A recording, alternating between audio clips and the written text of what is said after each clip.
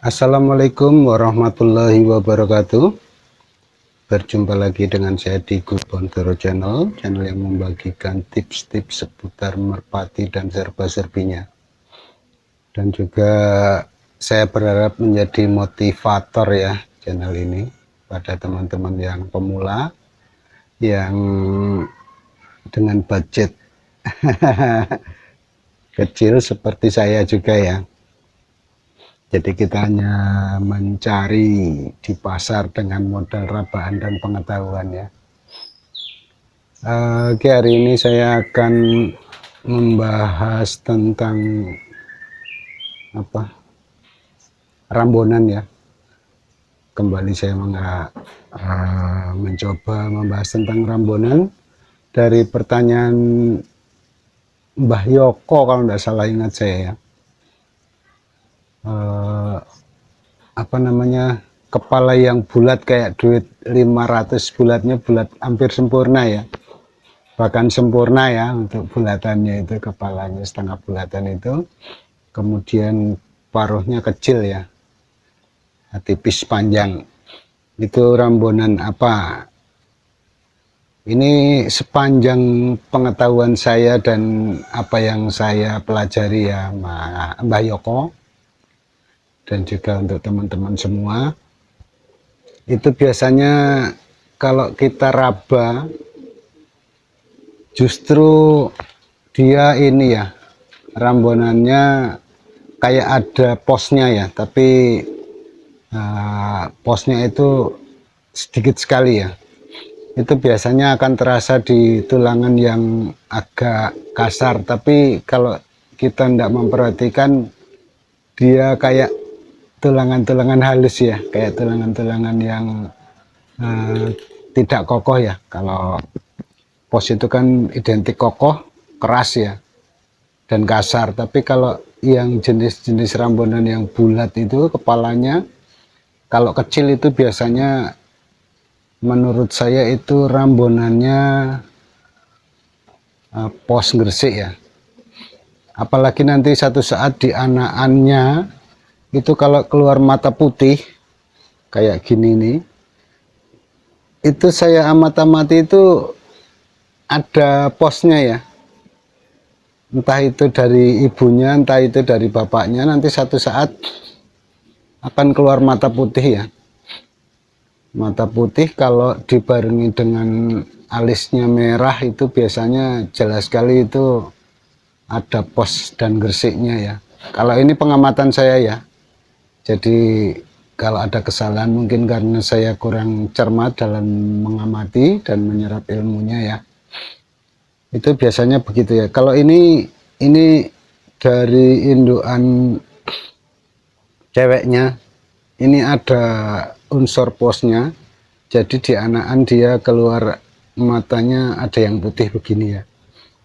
Tapi rata-rata ya mata-mata biasa. Tapi satu saat akan keluar mata putih kalau ada terah posnya. Biasanya itu yang saya perhatikan. Entah itu dari bapak atau dari ibunya ya, atau mungkin dari neneknya atau kakeknya. Kalau ada rambunan posnya biasanya itu satu saat dicucitnya atau dicucunya, bahkan masih di anaknya itu suka keluar mata putih atau mata merah muda itu ya. Kayak kalau di sini dibilangnya kucilo mawar, dia merah muda itu. Ada juga yang sampai putih mengkilat itu dibilangnya kucilo perak. Kalau yang belum sampai mengkilat itu putihnya masih putih-putih kayak ini kalau di sini, oh ini sudah masuk ini ya, kucilo mawar ini. Ada yang kucilo banyu. Kalau kucilo banyu itu kayak air itulah, cenderung putih terus kayak bening gitu ya, kayak berair. Itu biasanya disebut mata kucilo air, kucilo banyu kalau orang di tempat saya. Itu ya Mas Mbah Yoko, kok Mas lagi ya. Seorang subscriber dari Cilacap yang menanyakan itu, dan juga semoga teman-teman di Cilacap juga menonton video ini dan dijadikan referensi ya. Itu ya Mas, saya ulangi, itu biasanya ada gresik dan posnya, tapi posnya sedikit sekali jadi hampir nggak terasa. Cuma kalau kita raba di tulangannya itu kadang-kadang akan terasa dia agak kokoh ya tulangannya, dan agak kasar sedikit, kadang-kadang terasa ya, atau bahkan kadang-kadang tidak. Nanti kita ketahui apakah dia ada posnya. Kalau misalnya tidak tampak dan tidak terasa, itu di anak-anak nanti akan keluar, satu saat akan keluar mata kayak gini ya, putih gini ya, kucilo mawar atau kucilo banyu atau kucilo perak, itu biasanya akan keluar ya. Terus biasanya nanti kalau kucilo mawar gini, dia semburatnya keluar, dia nanti terbangnya cepet ya, sprintnya bagus. Itu biasanya yang saya amati.